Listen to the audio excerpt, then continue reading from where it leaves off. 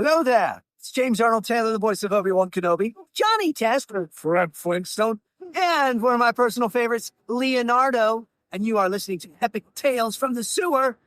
It's totally awesome. Turtle power. Go, go, go.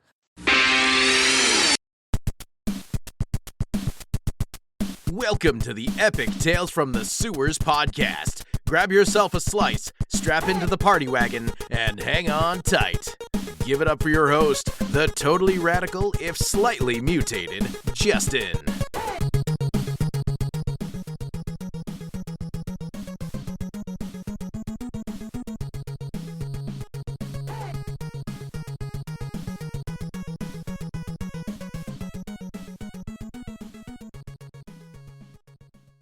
Welcome back to Epic Tales from the Sewers. I am your most excellent host, Justin, and with me are some familiar faces if you've been paying attention for the last 6 years. We have some returning guests today, and we're going to welcome them both back. They've both been on the show at least twice before.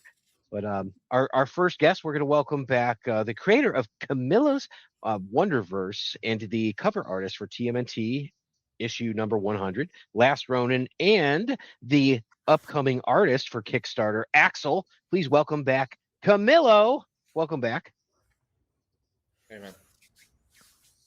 All right. Welcome. And from the earliest days of the podcast, he is a comic book scholar, as I call him, because he's a great reference for this. He is the biggest fan of Casey Jones. He's a super fan who just happens to be the new Kickstarter AXL writer. Welcome back, Rob Denner. How's it going, guys? Good to be back. Yeah, Rob, I think it's you've got like the longest occurrence since your you were like season 1, and Camilla's been on at least twice, so it's it's been a while. But you guys are my longest recurring guests now, so that's pretty cool. That's quite a milestone, right? Yeah, 6 years later and all that good stuff. It's been 6 years. Wow, isn't that nuts? Back to the early days. Well, yeah, we're excited to talk about the Kickstarter here. For the listeners, we've got like a little treat for you. If you guys don't mind, I've got the video to share from the Kickstarter page. You mind if we kick it off with that? Yeah, go for it. I don't know, let me cue this up here.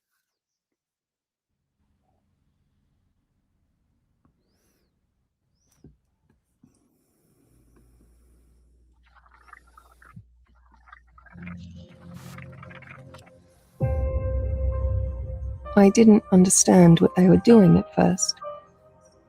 They told us it was for national security, for protection. You were dangerous. But you weren't. You were just alone. They kept you in that tank like you were a weapon, poking, testing, hurting you over and over again. Every time I looked at you, you didn't fight back. You just watched me. I think you were trying to understand me, the same way I was starting to understand you. That's when I knew they were wrong. I helped you escape. I opened the doors. I shut down the systems. I told myself it was the right thing to do. But now they have me. They keep asking where you are, what you are, what you'll do next. I don't know. And that terrifies me. Not because I think you'll hurt anyone, but because I know what they'll do if they find you first. If you can hear me, if you remember me, please, stay safe. And if you're out, come find me, AXL.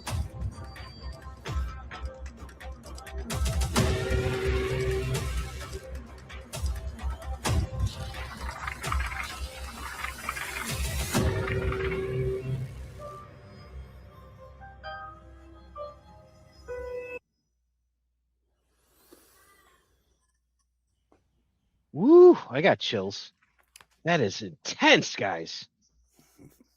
Wow.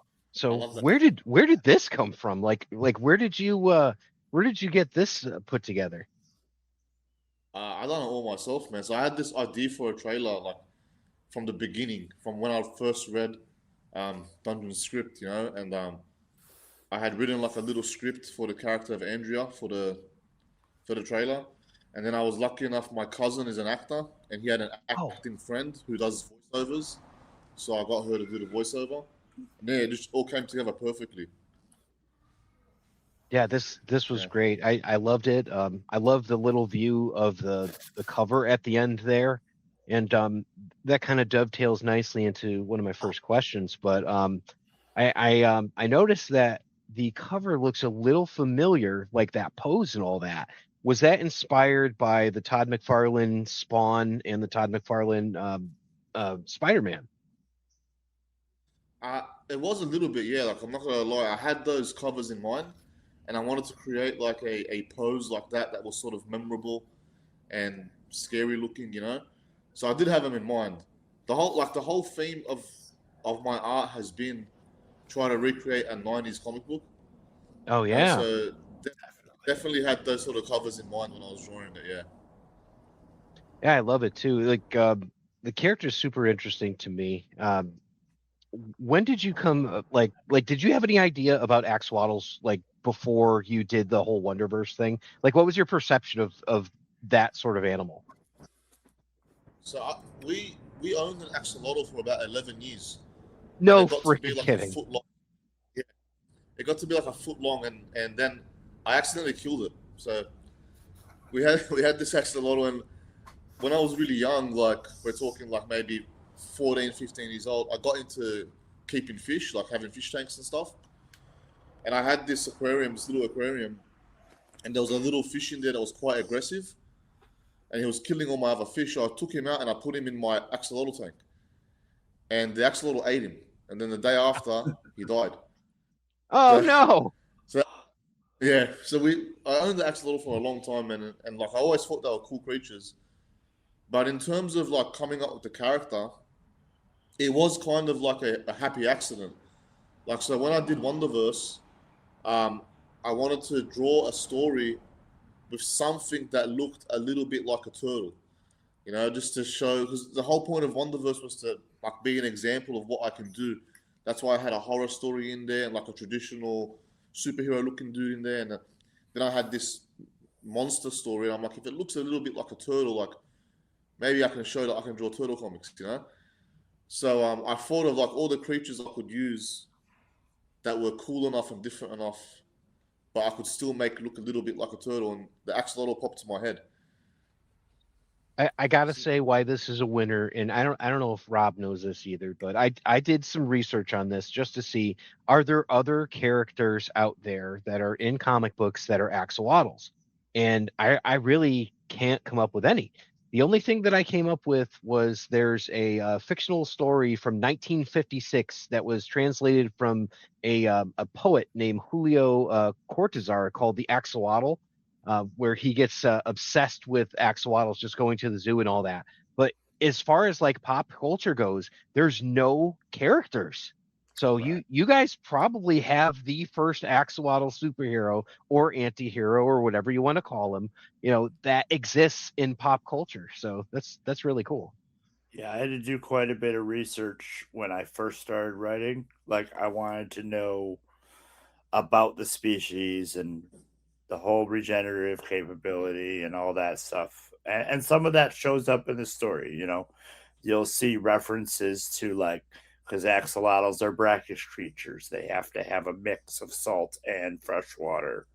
Otherwise, they die.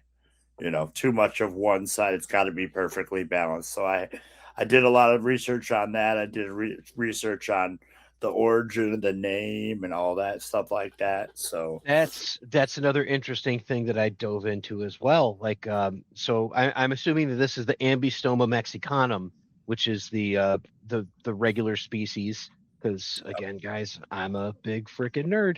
But named after named after one of the Mexican gods, um, who was afraid of human sacrifice, so turned himself into a plant and then into the axolotl, who is regenerative because he didn't want to be sacrificed, for the sun. And, yeah, like this is crazy. I'm like, how does that even factor into this? Is there going to be some sort of like spiritual connection?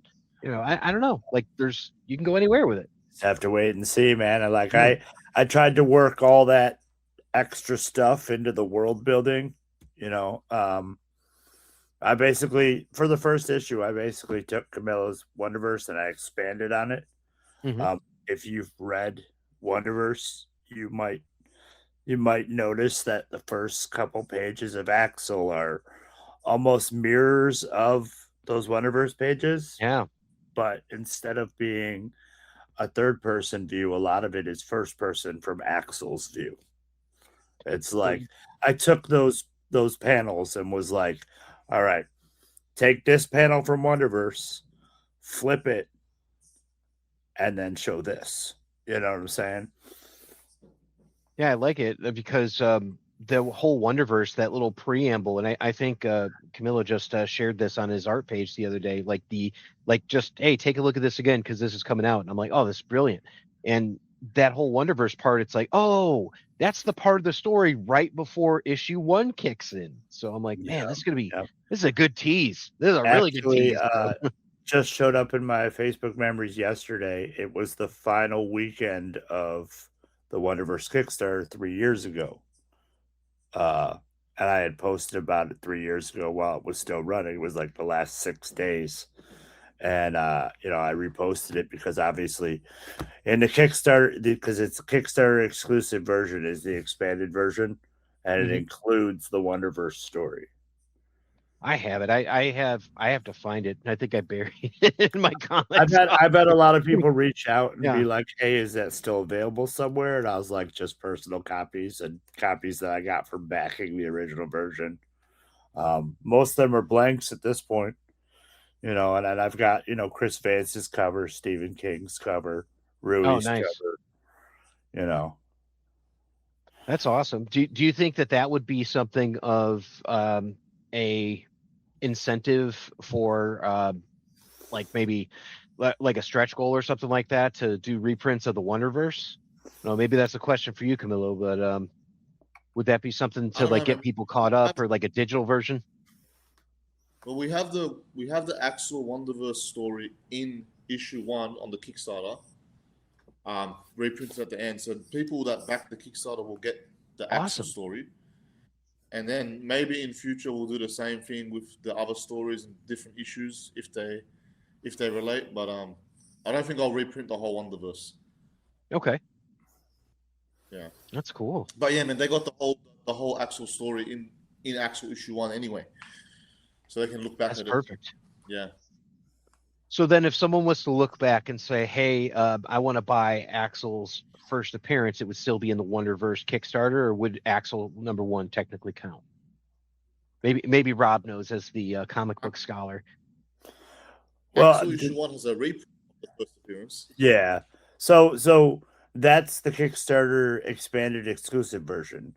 Future versions of Axel, like the official first print, aren't going to include that story. We wanted it exclusive to the Kickstarter, so if you want that story, that's the only place to get it for now. That's awesome. Yeah. And Rob's done a good job of writing issue 1, so you don't need to read the Wonderverse story if you don't want to. Like it all makes sense and everything's covered, and yeah, you don't need to look back at that and need that book to make it make sense.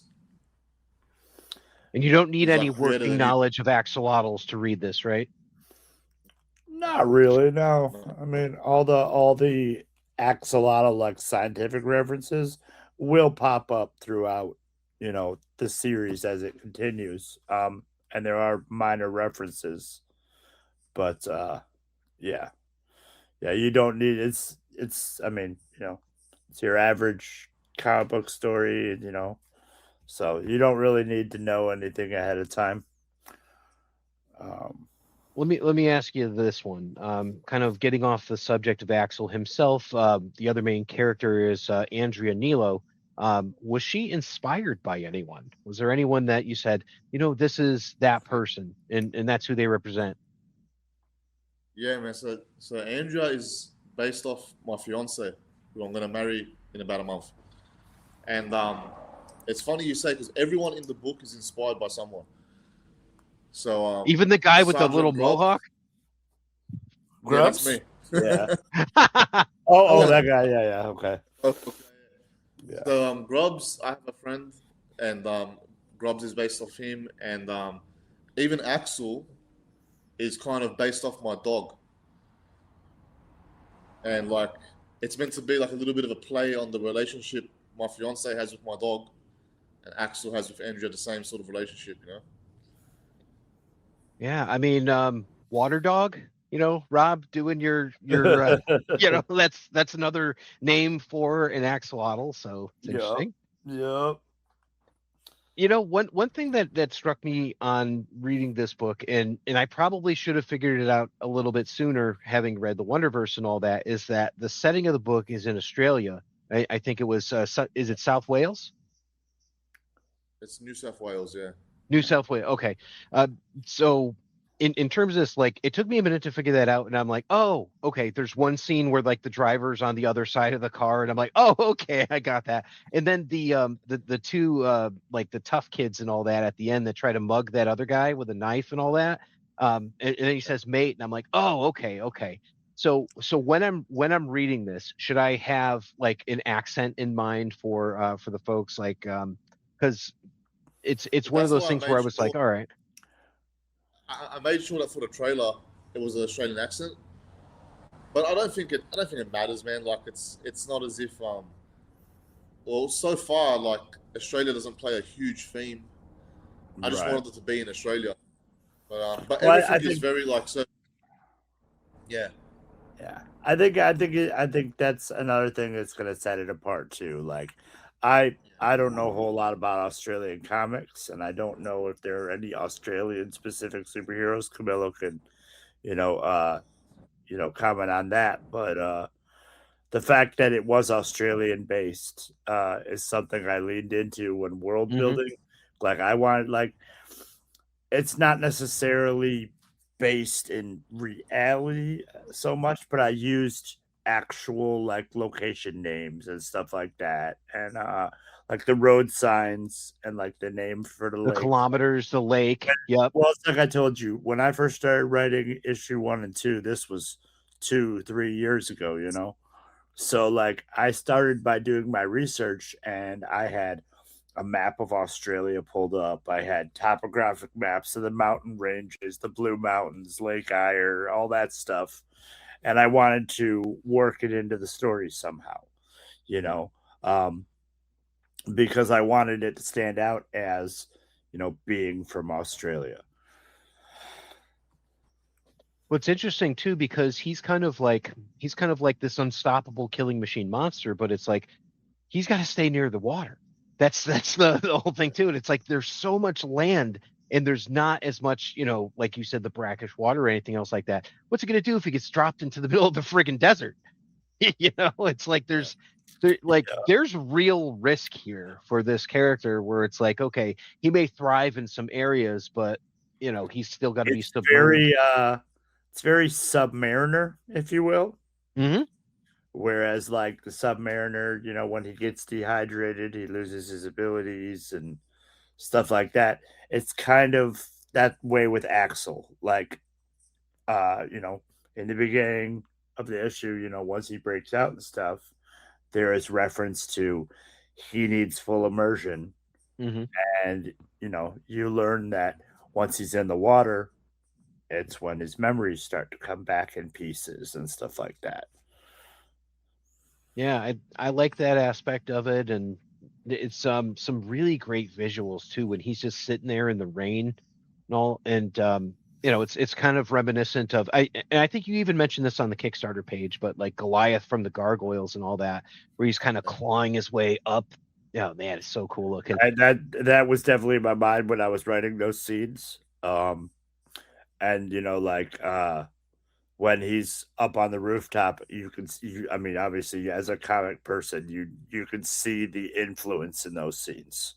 Oh yeah. It's very some of those poses are very Batman, or very like early Mirage turtles perched on a rooftop, stuff Yeah. like that. Like you can tell the influence is there, but it still stands on its own, very striking visuals, and obviously Luis's colors just they made it they stand out, like it's like we had a conversation the other We did, day. yeah. It looks like the last Ronin palette that he used on it, and Very similar palette for sure. it's really strikingly beautiful when you look at it. It's like those pinks that he uses and like the muted greens and such. It's like, wow, this is like this is big time legit comic book stuff that he's doing on this book. I like What it. really struck me seeing those pages completed for the first time was the way that the light sources are actually bright on the page. It's like when you see the headlights of a car, it's almost like they're literally shining through the page. Mm-hmm. And I think he was the perfect choice to do the colors. I mean, I've seen Camillo's colors. Obviously Camillo did Wonderverse all by himself, Mm-hmm. so that's all. And originally, yeah, that was the plan. And then we were like, hey, and then were you at Granite last year, Justin? I can't remember. No, not last year. So last year, Camilla wasn't able to be there, but I took copies of the Ash Can and I handed them out to Jim Lawson, Tom Waltz, Luis. I wanted these pros in the industry to take a look at it, especially people like Luis and Jim, people who could potentially give us variants or do work on the book on a future issue. And this is before I had, an arc for 5 or so issues. I just wanted, because we've been going to these cons for so long that we've developed a relationship with these pros, and I wanted their opinion on the book. So I gave them copies of the Ash Can, and then several of them reached out to me. And then I was reached out to, and Luis said that, if he had the time, he would be interested in doing it. So, Wow. Camilo, how does that feel? Man, it feels pretty good, man. It feels pretty good. Yeah, I imagined. I mean, like, that's huge. Like, 2 of the guys from Last Ronin, like legends in the industry as far as like Turtles fans go. So, and I believe Luis is the reigning Granite champion for the Turtle Sketch Off, of which you were 2 years ago, right? Or was it 3 years ago? well, that belt was vacated because Camillo couldn't be there last year. Well, but then I don't think Hugh could go either. So, well, this is the thing: to beat the champ, to be the champ, you got to beat the champ. So technically, yes.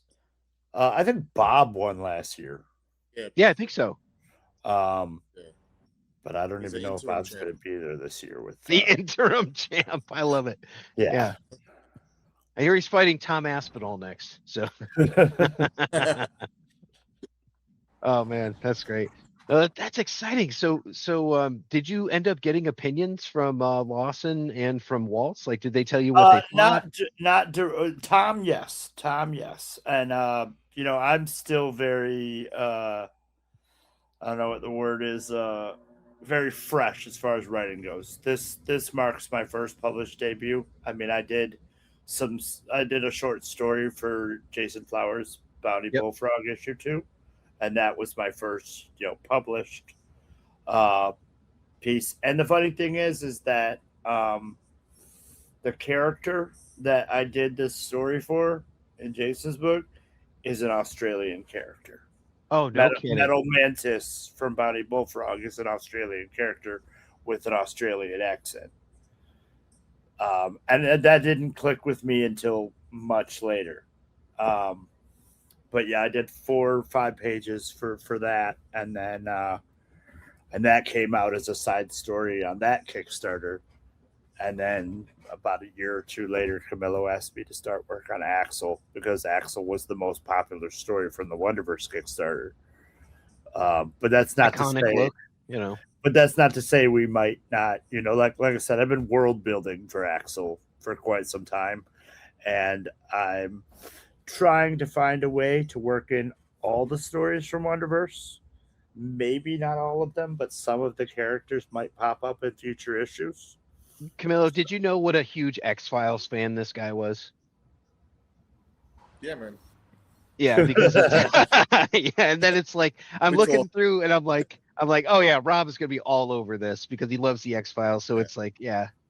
So those Yeah, horror aspects. that the black and white BOM story really, like, I loved Axel.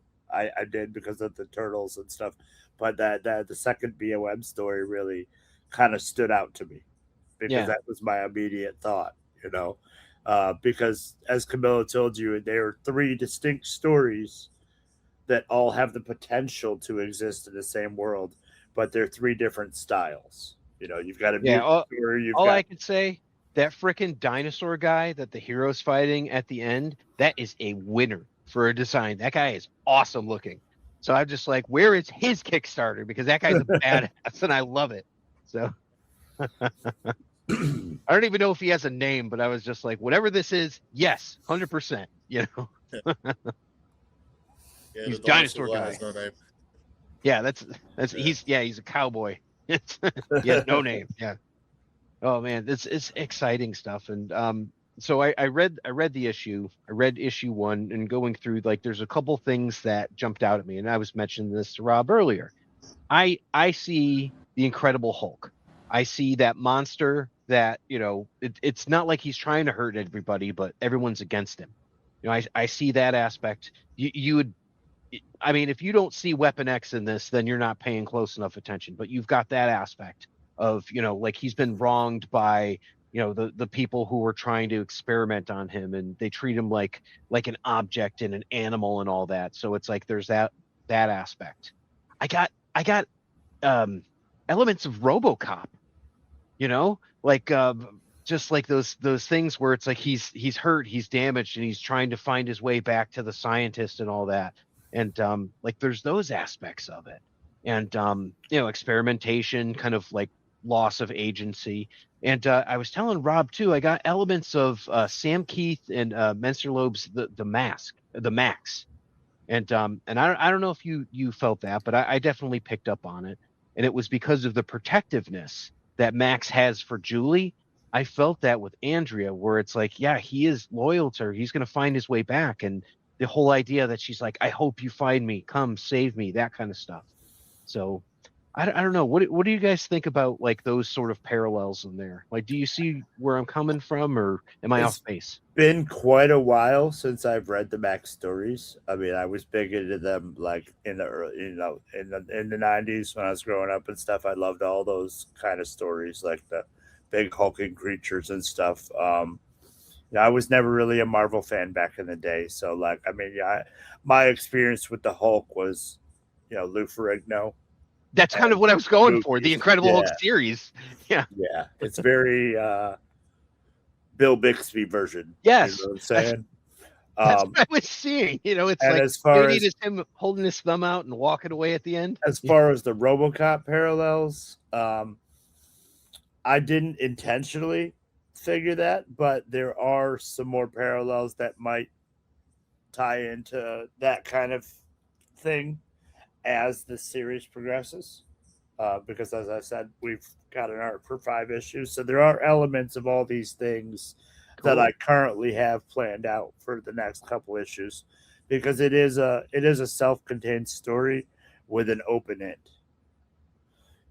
Very much like how issue 1 of Turtles was a self-contained story, and they didn't, really plan on taking it anywhere else. And then by issue 5, they were in space fighting Triceratons.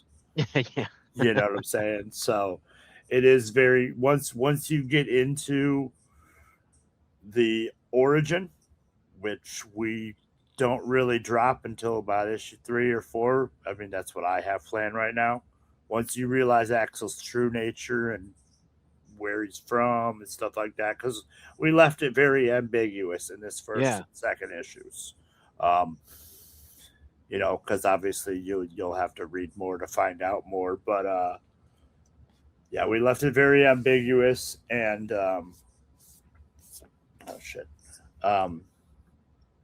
sorry, things popping out on my computer. But some of that stuff can change. some of that stuff can change. Some of it's already locked in, but it's very, like you said, there's a lot of X-Files influence in my writing. The government agency and stuff, but all that stuff is very, all the X-Files and stuff like that. That's very American. Like, what would that look like if there was an agency in Australia or in another, country, because, everything we know is focused on America's, interaction with aliens and FBI, Mhm. CIA, Area 51. If those locations or those equivalencies, like foreign equivalencies of those establishments existed in Australia, what would they look like? Like, obviously, Camillo's Wonderverse, that second story is very, very, X-Files in tone, but it's the BOM. Unofficially, it was called the Bureau of Monsters, and that's how the Mhm. story was labeled. But even that, we, the Bureau of Monsters turned out, and we were like, okay. I was like, oh, that's, it's not quite an official name because it's more like I turned it into the Bureau of Monsters is more of kind of a derogatory generic name for people who don't believe in the work they're doing. I get you. The initials BOM actually stand for something more official. So would you then qualify Axel as a cryptid? Oh yeah, I mean, in my wow. mind, Okay. yeah. Less, it's the way I see it is that the BOM is very much, not very much, but it's sort of inspired by like Monarch. But instead of dealing with kaiju, we're dealing with cryptids. Yeah, that's cool. That's cool. I don't know. Camilla, are you familiar with any sort of like local legends about like cryptids or anything else like that that you guys have that we might not be familiar as like Australian specific? Because I mean, this is Yeah. So kind of like your lore building here. Yeah. yeah, man. Like we have our own cryptid stories. There are a bunch of indigenous stories. So we have the Yowies, and I'm not Oh, too sure, but I think the Yowies are like Australia's Bigfoot. Yep. Um, Yep. yeah. So there's that, This is a and lot of the stuff I'm not that I sure. discovered while I was going through my research. I did heavy Most of those research on, yeah. most of those cryptid stories are indigenous stories. Um, it's like stuff that indigenous people believe in. But the Yowie was definitely in my mind when I was drawing that BLM story for the Wonderverse. hmm Um, and then I'm not sure what else there would be in Australia in terms of cryptid stories, but I'm sure there's plenty, man. Like we don't even need cryptid stories because we have real monsters here, like yeah, the you do. spiders and the stuff, So, but but back to what you were saying about like all those different vibes you were getting from the book, like RoboCop and stuff. Like it's funny you say that because when I originally wrote the first Axel story, it was meant to be kind of a satire on all the things I loved. So Weapon X, action movies, and stuff like that. And he was meant to be very like a one-liner, like those movies that had a lot of one-liners, like I'll be back, and it was meant to be just about fun action romp with all those sort of one-liners and tropes in it. So it's funny that you found most of them. Yeah, and Oh, a lot of nice. that does crop up in future Yeah. issues. Like Camillo mentioned that to me, and I have worked some of that into the dialogue and stuff like that. And you'll notice little bits like that. Like I did, when I was doing my research, and because originally I sat down and I wrote issue 1, and then I put finishing touches on it, and then immediately after Camillo approved issue 1, I started writing issue 2. Like I told you, the timestamp from issue 2 was February of 2024 when I first started writing that treatment. So there was a lot of, I had a list of, 80s one-liners, Oh, no kidding. um, and we wanted to very much, show that he was influenced by that. Like he was raised, while, under BOM control, that, he's been on BOM lockdown for what, 20 years. We don't know how old Axel actually is, you know what I'm saying? Because even with his origin, we don't really know how long he's been around, but like when he's exposed, like those first couple pages, it's, his memory's not there. It's, who am I? What am I? The world is bigger than we imagined. But, as his memories start to come back, and Andrea is the only thing he remembers, he's going to remember his time with her. And in those, as Axel started, to learn to speak and this and that, his immersion into human culture, the 80s movies, I framed it as the 80s movies were kind of training his social culture, Okay. So you will get a lot of that in future issues. You might That's get, that's and I'll pretty be brilliant, man. back, or if it bleeds, we can kill it. Like a lot of those phrases. Like even down to ET. Be good. Like if he, it's I have those ideas popping up throughout my skeleton scripts for the next few issues. It does have that. It also has very much. Did you see Super 8? Yeah. Oh yeah. It's got kind of that 80s Stranger Things Super 8 kind of vibe to it. Nice. So that's cool. Oh, this is a good deep dive into the character and all that. One thing I like about a new character when he first comes out and all that, is that we don't have a true idea of what the power set is. It's like, okay, it's kind of some stuff like this. We've seen that he loses mass, but like he needs to be immersed so he can get his full regeneration. He's clearly got super strength. And I don't want you to answer, but I would like you guys to just tease a little bit of this. Are there powers that we haven't seen manifest yet from the character? I mean, maybe. Go ahead. Yeah, you might find that there's more weaknesses that will manifest than powers. Yeah. Now that I find really interesting. So Yeah. it's like I was saying, you drop him in the desert. What's he gonna friggin' do? It's like, yeah. This is the thing, is like I said, we don't know how old Axel is. We don't know how long he's been at the BOM. We don't know how he got there at this point. So, and we don't know how his time in experimentation and captivity have affected his origin, yeah, exactly. I've had a lot of people reach out to me, be like, did he start out as a regular axolotl? Is he a mutant like the turtles?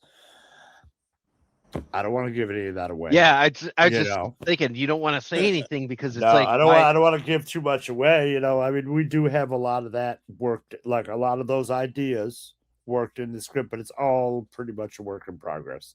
Like I said, I do have issue 2 done. Camilla's read that script. Issue 3 is pretty much done, but there are elements throughout those 3 finished issues and the skeletons for the last 2 issues that do cover stuff like that, weaknesses and why. You might see I don't have too many. I don't want to reach into too much of like supernatural or superpowers, because I think that takes away from the character and its uniqueness. I didn't want to give him like telepathy or anything like that. I mean, you might see some things that are like, telepathy-esque, between, him and Andrea because of their connection and stuff like that, but it's not an inherent power because of who he is. It's more of a product of the relationship between them and the experimentation that he went through. Well, you're playing with some powerful regeneration, so I could see you having people cut his head open and put all kinds of nonsense in there. So who knows? Just wait. Yeah, just wait. It's exciting. there's clues in the first issue about where he may come from, or if you look closely when you receive the first issue, you'll find some clues. But I think the only sort of suggestion I made to Dungeon when I asked him to write this was I wanted him to have like memory loss, so we can, like, the audience can learn about him at the same time he's learning about himself. Nice. You know, so I think that's a cool element of it, where maybe not just like the audience is learning about him, he's learning about himself, but also the creative team are sort of like learning about him on the way too. That's smart. That's a really good idea. So, and I wanted to ask, there's another character who kind of showed up and he was helpful and all that. Who is Jason? What's Jason's deal? So he was the driver of Andrea when she got arrested and all that. He was hiding in the bush and all that with axolotl. I think he who's this guy?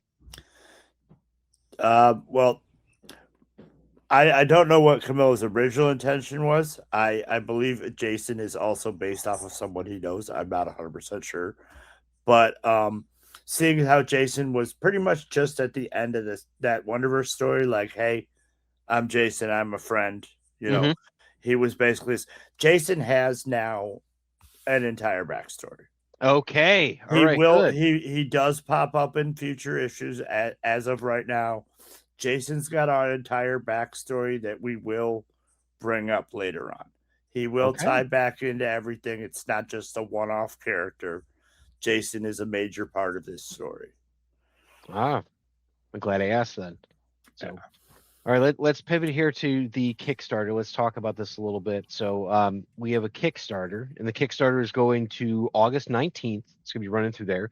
You guys opened it up the other day, and in 30 minutes, you funded the entire Kickstarter. That's 24. pretty amazing. 24 minutes. 24 minutes. Okay. All right. That's great. Yeah, I woke up and I was like, did we just get funded in the first hour? And he's like, 24 minutes, bro. Wow. Yeah. Yeah. So I was looking at this. We've got some of the available rewards. You've got for $10 the digital comic, and then you've got the A cover what Camillo did. Just so everyone knows, all the prices are in Australian dollars. So $10 for a digital comic would be, I think, about $6 or $7 in American. Yeah, it actually does the conversion on the American site. It'll say pledge $10 Australian, and then underneath it says about $7. Cool. Yeah.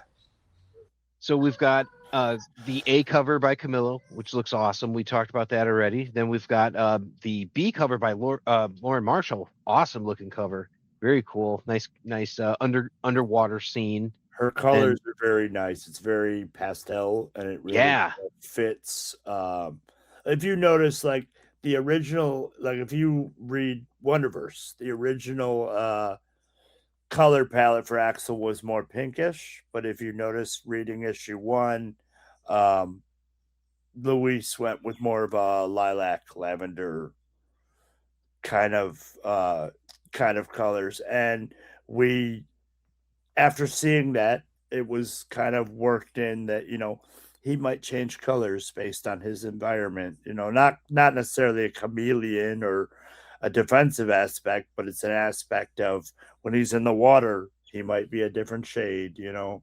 Oh, cool. So it was just something that, like, Luis felt that color looked better than the pink color we were going with. So I was like, okay, well, why don't we keep both to a certain extent, you know, but work that into the story so it's not just like people are like, oh, well, he's two different colors here. Well, there's a reasoning behind it. That's smart. So that way you can kind of play both angles. I like it. Yeah. You know, it's nice too to be able to have a dialogue with the writer and the creator about that, because then it's like, oh, there's a reason for that. Oh, that makes perfect sense. Yeah. So, yeah. But you guys have another cover coming out, a Mateus Santaluco variant on this, which I haven't seen anything on it yet, but that's awesome too. So we've got a Santaluco cover coming for this. We might. I mean, we might.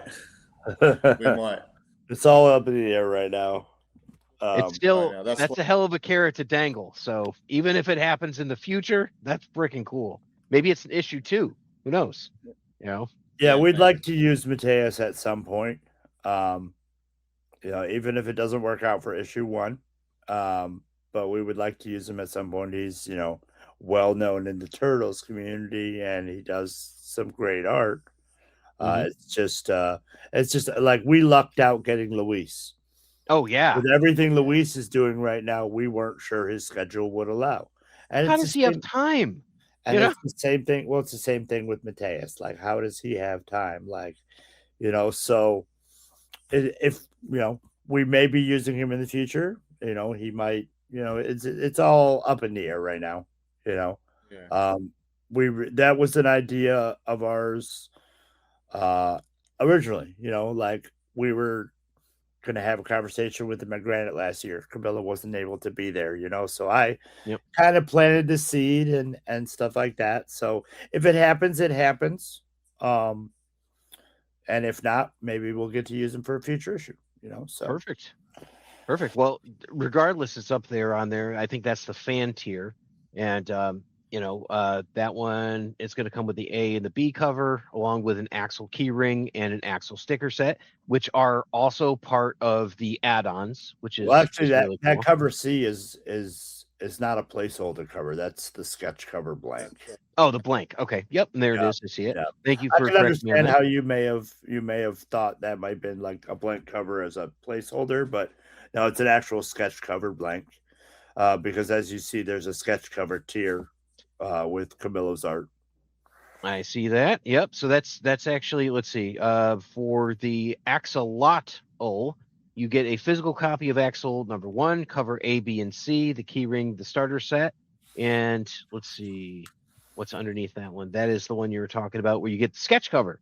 The sketch cover on this one, a physical copy of Axel 1, cover C, which is a sketch cover variant, with original art by Camillo on the cover, and that looks fantastic. I'm just looking at this, so pretty cool. Then the next one, you can get 5 copies, which is the retailer bundle. 5 copies of issue number 1, cover A, 3 copies of Axel cover B, and 2 copies of the sketch cover for retailers. That'll be pretty sick to walk into my local comic shop and see that. And then you're giving out the actual page art. I didn't expect to see this one at all. So you didn't want to keep it? And only 4 of them. Okay. It's a there's 4 big pages. book, man. It's a big Yeah. book.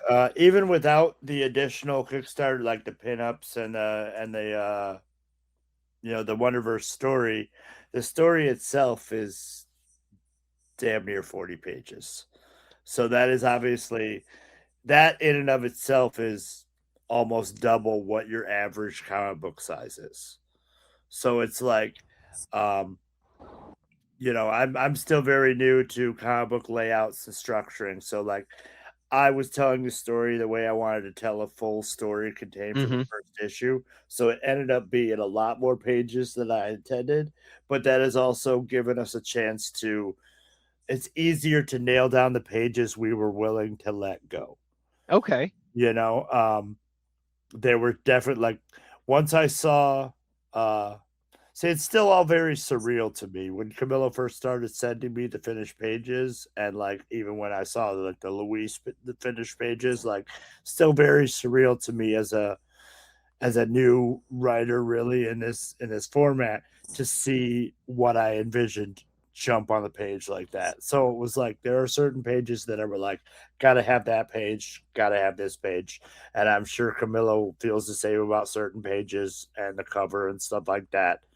It's a lot of that, but it also came down to, like, I wanted an original art tier because we wanted a semi-expensive tier. It's not super expensive. It's still affordable for original art, but we wanted some dynamic pages that people would want to own. It's like you see, like, I hate to keep coming back to the Turtles comparison, but you see a lot of OG Turtle artists, they'll charge more for a page that includes the Turtles. Well, of course, yeah. A lot of my art I got very lucky in purchasing because it didn't have Turtles in it. It had Casey, you know. So we wanted to have pages that didn't have Axel in it because he wasn't in that scene, or it was a flashback or what have you. But like one of the pages we have on there is one of my favorite pages from the book, but it was one of those pages I was willing to let go. One of the panels is styled as a crosshairs, you know. Oh yeah. And if you notice, we turned that into one of the stickers for the Kickstarter campaign. And Camillo has since used it for promos on IG and stuff like that.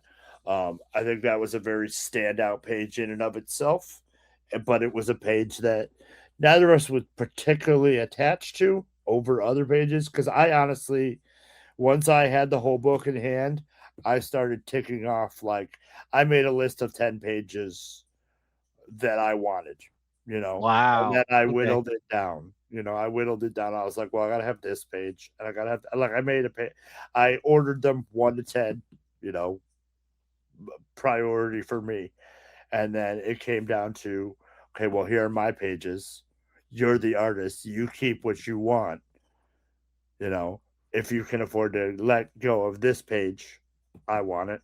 You know, and then it came down to, we're gonna do an original art tier for the Kickstarter. Which pages are we willing to let go of? I was surprised to see, knowing your connection to CGC, that there was no CGC graded copies of it. Is there a reason that there's not? Right now, I mean, not really. But this is the thing: is that I don't. I mean, other than, you know, having, I signed copies at Granite of the ash can, and there are 1 or 2 CGC ash cans out there. They're 9/8s. Signed by both me and Camillo, because even though Camillo wasn't able to be there, he signed all the Ashcan copies. Yep. So I signed them and I submitted them. But before then, I didn't really have a creator agreement with CGC. Oh, okay. Like, my name was in the database because, like, there have been, you know, books, like, when I was at Portsmouth, you know, somebody wanted a signature from everybody who had a table at Portsmouth. So, like, I signed that, and, you know, Randy signed it, and so and so Yeah. signed it, stuff like that. I So signed something for someone at Granite. I'm like, me? What do you? Yeah, man. Well, this is the thing: is we've all become figures in the community over the last 6 years, you know, and that's very much why I leaned into the nickname Dungeon, because um because it stands out, you know. There are many Robs. I mean, Denner is not a common last name, but you hear Dungeon, you know, it's something that stands out on its own, you know. And should I work in the industry on other titles in the future, like, oh, this was written by Dungeon, you know. There And you no, go. and you know, part of that was a Thad reference. Uh, you know Thad. Blue Mountain State. No, Thad from the Biscuits. Thad Crawford. Oh, okay. Yeah. When I first joined that group, I was living in my old house, and the basement was unfinished. And Thad And it was looked like a dungeon. Thad was like, "What do you have against finished rooms?" Because, like, I was also working at a comic shop, but all the work I did was from the back room, and it didn't have a ceiling. And it's like, what do you have against unfinished? Well, what do you have against finished spaces? What, do you live in a dungeon? And it just kind of went from there, you know. This is crazy. So I've kind of embraced the nickname at this point. It's my Instagram handle, stuff like that. You know, it's something that makes my name stand out. You know, Yeah, Camillo makes is a very unique name in and of itself. But Camillo is one of the most unique people I've ever met. Right? yeah, Italian, Australian. You know, like the accent, all that, like everything. You're unique. So you stand out in a crowd, I think. yep. And this Plus, and he's a and former champ too. So well, to think that, like, I personally wouldn't have known who Camilla was if it weren't for the work he did with Sin City, the cover work he did with Sin City, for those Ronin variants. Mm. And it wasn't so much that first issue. Like, he did a raft cover for the first issue, but the second issue, he did that, Spirit of Splinter in the Forest. Yep. And they did a metal cover, and they did a sketch cover, like a sketch variant and stuff, and all that stood out very much to me. And then, once Camillo started coming to Granite and he was working with Randy and stuff, I got to know him a lot better, and it all kind of snowballed, developed from there. That's great. So Camillo, let's get back to you here. What would you like to see from this Kickstarter? What's your ideal? Like, is there like the hope that it's like, we get so big that this person wants to work on the book or anything? Like, what's kind of your dream board here for this project? I mean, I can't help but compare it a lot to my first Wonderverse Kickstarter. And what I really want is I want as many people as possible to have the book in some kind of form. So right now, I think we're at like 63 backers, which this is less than a week, and we've beaten the Wonderverse already. 64 backers, there you go. So yeah, that backing number, like, I would like to see that backing number as high as possible. Whether people buy the physical book, the digital book, whatever it may be, the more people that are reading this, the better. So that's my ultimate aim, as far as I'm not really thinking about who could see this or who might want to join in or anything like that. It's more about just getting it out there. Originally the Wonderverse was a way for me to bring something to Granite, because that Granite with Wonderverse was my first time in America. So it was a way for me to bring something to Granite that was finished and shows that I can draw a range of things.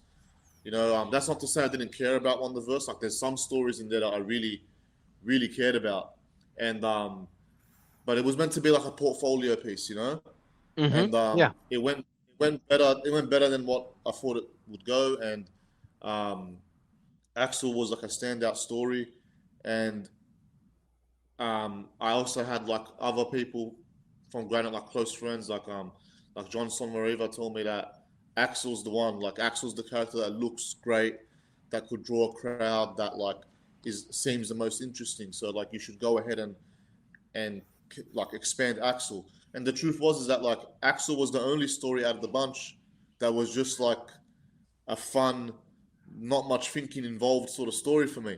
So that's why I asked Dungeon. I'm like, Dungeon, do you want to jump on board and kind of like flesh this guy out for me? But yeah, like it's more about getting it out to as many people as possible. And then, because originally this was a way for me to show people what I could draw. And right now it's becoming a thing of like, instead of maybe I can just do this, instead of using this as a way to show people I can draw many things and, I'm a great artist that should be hired, maybe now I can just do this. And like, if we get it that successful, where if we can, make enough that it funds the next issue, and it funds all our expenses for this one, and it sort of like gives me enough money to live off for a while, then this can become what Axel was going to get me. Like, Axel can be it.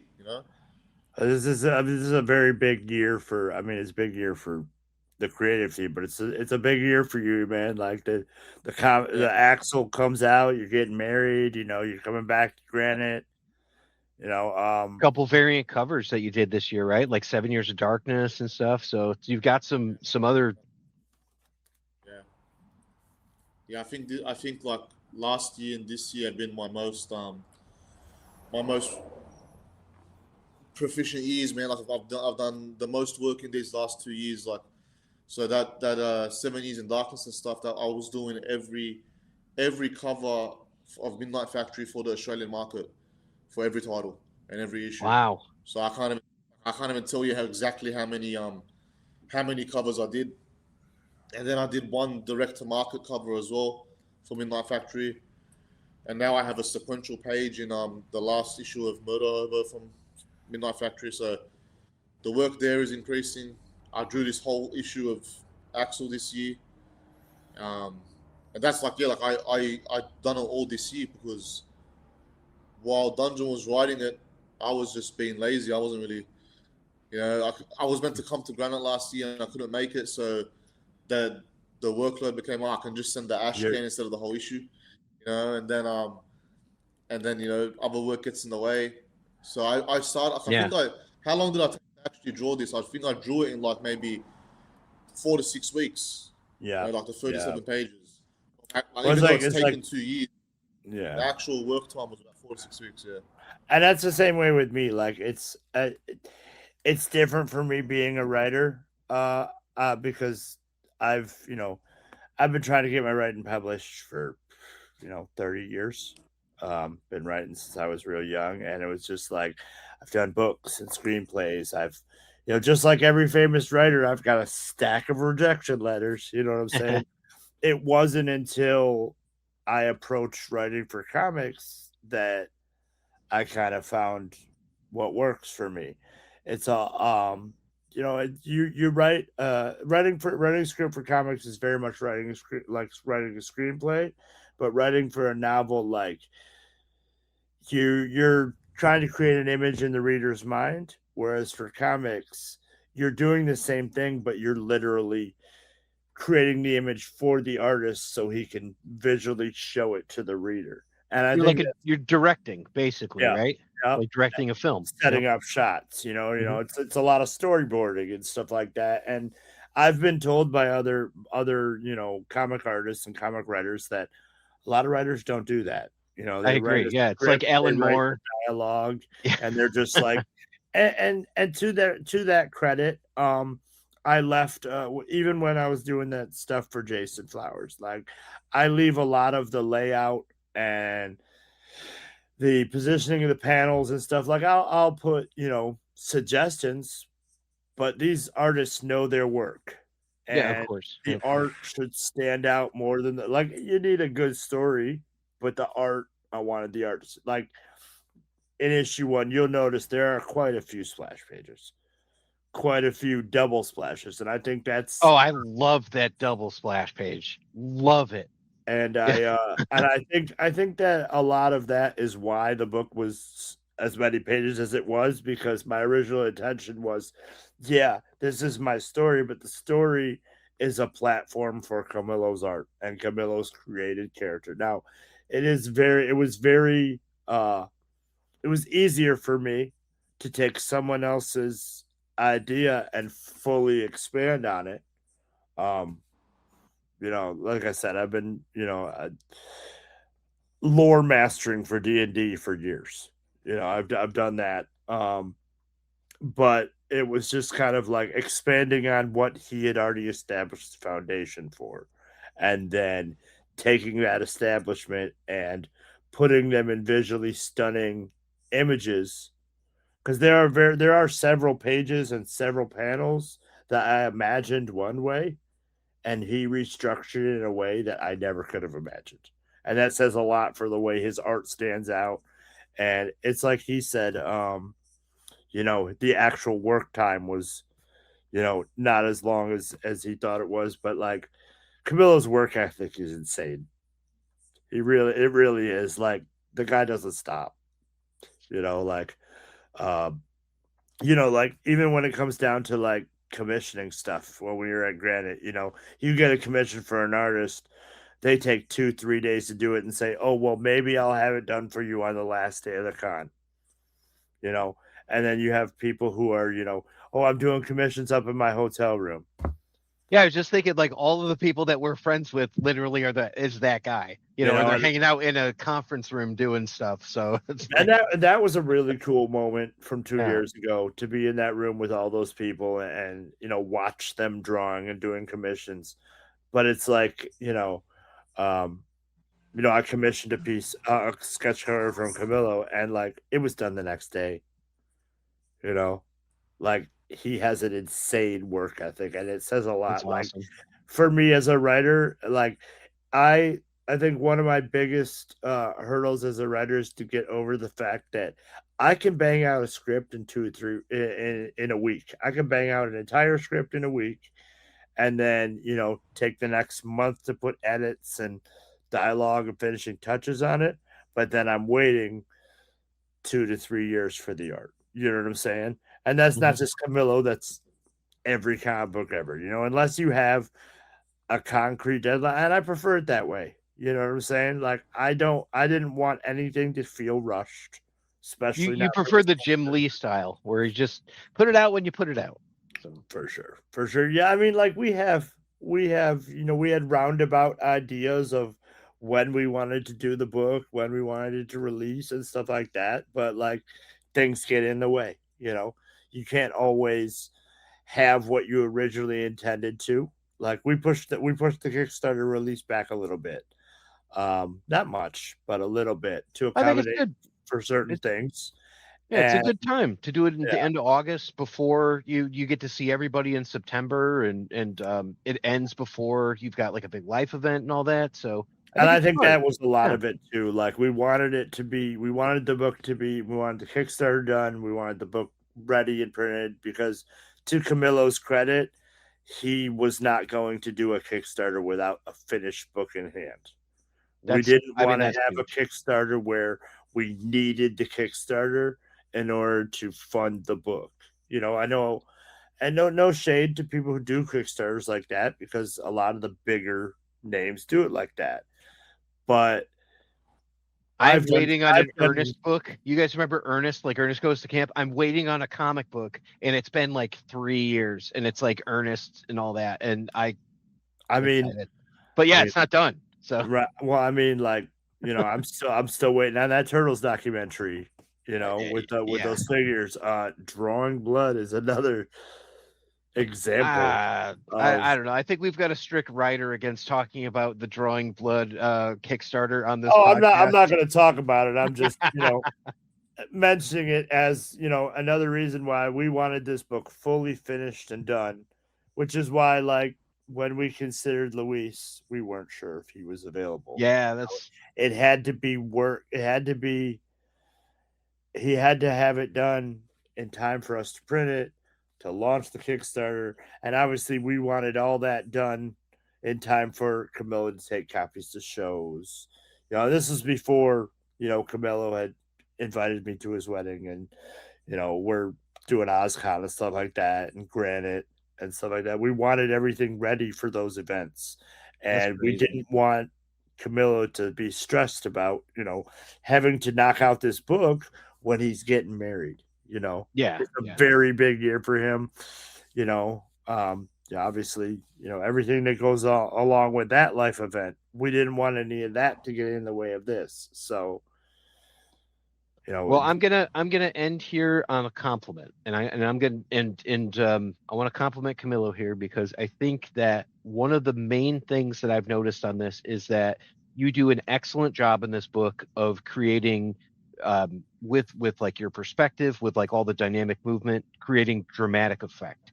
And if that's part of like Rob help it out or anything, but the way that you have everything situated, it does a great job to add momentum to the story. It flows really well, and I think it's just like a really fun read, and I'm looking forward to hearing just what people have to say about the book. So yeah, we are too. Thanks, very much. Yeah. I can't wait for people to get the actual book in hand and read it. I'm glad we were able to get advanced copies out to you and a couple other people. Yeah. But I can't wait. Like, people really, like, despite the fact that Camillo couldn't be there at Granite last year, people were really excited about it. I had, copies of the book out. I was signing copies. I even did some rudimentary little remarks for people who asked for them. It's very much like little stick figure, right? Well, how Tom Waltz does those remarks. I do, yeah. A little turtle Tom King does that too. So yeah. And I toyed a little bit with word bubbles and stuff like they did with like Tom has done on some of the Ronin books. That's awesome. So it was like people were really excited. I had a lot of people coming up to it, but for me, as my first published work, the thing that is, I mean, not only surreal to me personally, seeing my writing come to life like this, but a lot of people in my life coming out and being like, this is awesome. I don't really know a whole lot of comic book people personally outside of, the internet realm and the people I've met going to cons. Mhm. You know, I'll go to cons and people will be like, "Hey, Rob, hey, Dungeon." You know, I've been going to cons so much now that people know me by name. You know, I had Eastman walk up behind me the last time it was at Granite and bear hug me. We were in the downstairs bar at Granite, and somebody walked up behind me. I turned around, it's Kevin, and I'm like, whoever thought that would happen? You know, my first Granite, I was coming downstairs for coffee, and here comes Jim Lawson. Hey, Rob, how you doing? Like, I met him for 5 minutes the night before. Dude, remember my name? Like, I'll have to tell you the that story is when I very made big him for me. cry last year. I'll have to tell you that story later. But dude, this has been great. So I've got you guys for Instagram here to follow at cam_illo, and then we've got at dungeon_rob. We've got the Kickstarter. You can check out Kickstarter. It is I think it's officially kickstarter.com/projects/ AXL issue 1, but you could just check out AXL AXL issue 1, and then you can find it. It's pretty easy to find. So I think it's in like the top 5 for new projects. If you click newest projects, it was a few days ago. I don't think it's there anymore, but yeah, new stuff has come even out. if you just go to my Instagram, the links are there. Yeah. Awesome. And then just wouldn't be doing my job if I didn't ask this, Camillo, but is there any chance that we will see with this new the Last Ronin 3 of you getting a cover? Any chance? I don't know, man. You got to hit up your local store. Ask them to, All right. ask them to- Okay. I hope we do, because I would love to see your take on Odin. Yeah, I think that that would be a great thing to see. So. Oh, you haven't seen the prints he did for Granite? I have not. So it's a GSX homage. Yeah. Giant size X-Men #1. Oh, there you go. Okay, all right. So it's the new Turtles. Yeah, he did that a couple years ago for Granite as a print. All right, you're gonna have to send me that, and I'm gonna make that an image like as mentioned on the show. So I'm gonna have to take a look at that. That's awesome. All right, so Kickstarter, we got Instagram. Any other place that we want to follow you guys? I mean, I'm on Facebook under my real name. Other than that, I don't use too many socials. I feel very old in that. Yeah, I do too. I mean, like, Instagram's been around forever, but I only really started using Instagram to follow my buddy's band, and then I started using it more during the pandemic when I got back into comics, like to show, hey, this is what I picked up at my LCS this week. You know, it was like quarantine COVID summer was the hashtag, and it was like, here are the books I picked up this week. Yeah, like when we met and first started hanging out. Yeah. Yeah. It was very much like that. And I'm still learning what social media, you know, I don't have Snapchat or anything like that. I keep it very simple. You are so old. And honestly, man, it took me forever to make the jump from MySpace to Facebook. It really did. I was hesitant to change for a very long, and now I hear MySpace is coming back. So let's hope, man. Let's hope. It could be you, me, Camillo, and Tom. So we'll be friends with that. All right, folks. Thanks for joining us today. What we're going to do is we'll end with a pizza recipe. I'll have that for all the audio listeners, but otherwise, I want to thank our guests. We have Dungeon Rob Denner. We had Camillo, both for AXL issue #1. Check out that Kickstarter. And if you're listening after August 18th, go and check it out. You can find it, and then you can read it, and you can tell us how awesome it was. You can reach out to us at epictalesfromthesewers@gmail.com, or find us on Instagram and give us a ring. Thanks, everybody, and we'll catch you next time. Thanks. It's pizza time. And now, in a segment that we call Pizza Time, where we discuss any Teenage Mutant Ninja Turtle or pizza-related food, I give you Pizza Time. Basic Sicilian pizza, that's your pizza recipe of the day. Active, 40 minutes. Total, 1 hour and 20 minutes, plus overnight and 2 hours for rising. Serves about 8. For the dough, ingredients. You'll need 4 cups of all-purpose flour plus more for dusting, 2 tablespoons of sugar, 2 teaspoons of kosher salt, 2 teaspoons instant yeast, 1 3/4 cup warm water, and 6 tablespoons of extra virgin olive oil plus more for the bowl. For the pizza, 28-ounce whole peeled tomatoes, preferably San Marzano, 1.5 teaspoons of kosher salt plus more for sprinkling. 12 ounces of whole milk mozzarella cheese, thinly sliced. Make the dough. Whisk the flour, sugar, salt, and yeast in a medium bowl. Pour the warm water into a large bowl and then add the flour mixture and stir until combined. Stir in 2 tablespoons of olive oil to make sure it's very sticky dough. Turn it out onto a lightly floured surface and knead, dusting with more flour as needed until the dough comes together and no longer sticks to your fingers. About 2 minutes. Transfer to a lightly oiled large bowl and turn to coat. Tightly cover with plastic wrap and refrigerate overnight. Step 2. Coat an 11 by 17 rimmed baking sheet with 3 tablespoons of olive oil.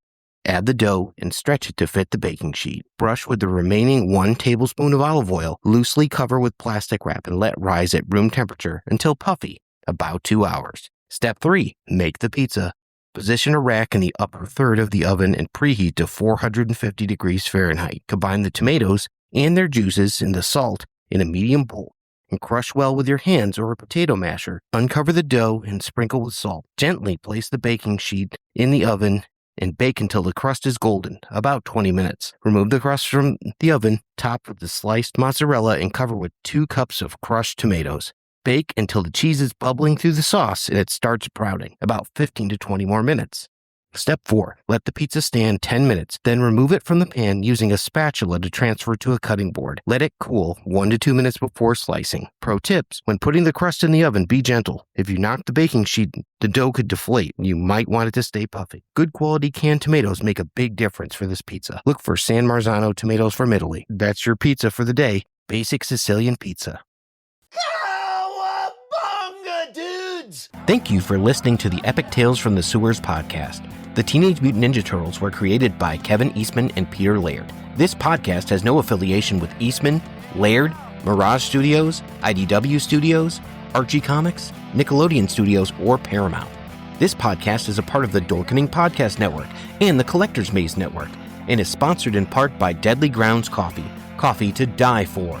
Check out our other shows on thedorkening.com and thecollectorsmazenetwork.com. Epic Tales from the Sewers is recorded by Justin Cooper. Be sure to check out some of our other amazing shows on the Dorkening, like Splash Pages, Retro Redoctopus, Comics Paradox, The Dork Knight, Bear at Night Podcast, The Old Man Wade Show, Hooked on Movies, Token with the Dead, and The Wicked Horror Show. And check out the amazing shows on the Collector's Maze Network: The Creature Designer, Glyph Keepers, Cost for Hope, Road Tripvia, Realmcast, Eat, Drink, and Game, Floor Access, Scooby Addicts, A Cartridge and a Quest, Nerdless Miniatures, Welsh Wizarding Collector, and House of Geekery.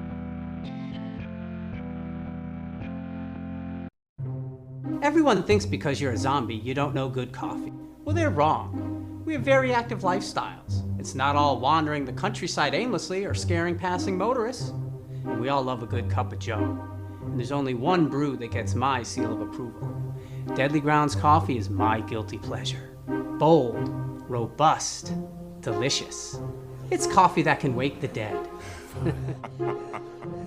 With over a dozen different roasts and flavors, Deadly Grounds can satisfy the most finicky of coffee addicts. The aroma is so intoxicating. It brings all of my neighbors out of the woodwork. Deadly Grounds coffee. Coffee to die for and zombie approved. It's good to get a little deadly.